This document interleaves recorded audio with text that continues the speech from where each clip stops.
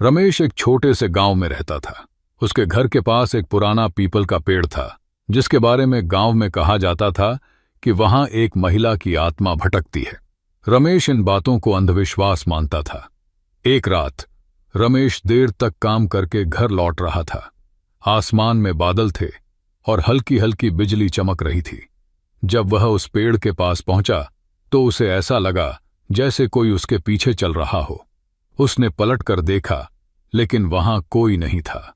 जैसे ही वह घर पहुंचा उसने चैन की सांस ली, लेकिन तभी दरवाजे पर दस्तक हुई।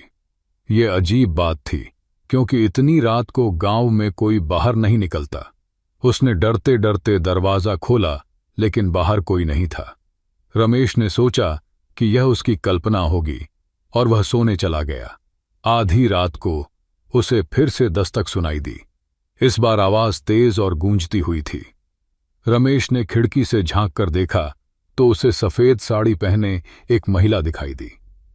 उसके बाल खुले थे और चेहरा झुका हुआ था। डरते हुए रमेश ने दरवाजा नहीं खोला, लेकिन तभी वह महिला खिड़की के पास आकर खड़ी हो गई। उसने रमेश की तरफ देखा और उसकी आंखें पूरी तरह काली थीं। उसने कर्कश आवाज में कहा, तुमने मेरी जगह पर कदम रखा है, अब यह घर मेरा होगा।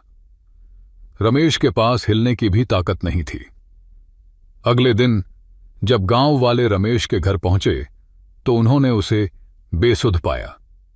वह बार बार बस यही कह रहा था, वह महिला वापस आएगी। आज भी रमेश के घर के पास कोई रात में नहीं जाता। लोग कहते हैं कि पीपल के पेड़ के पास उस महिला की परछाई अब भी दिखाई देती है। क्या आप उस पेड़ के पास जाना चाहेंगे?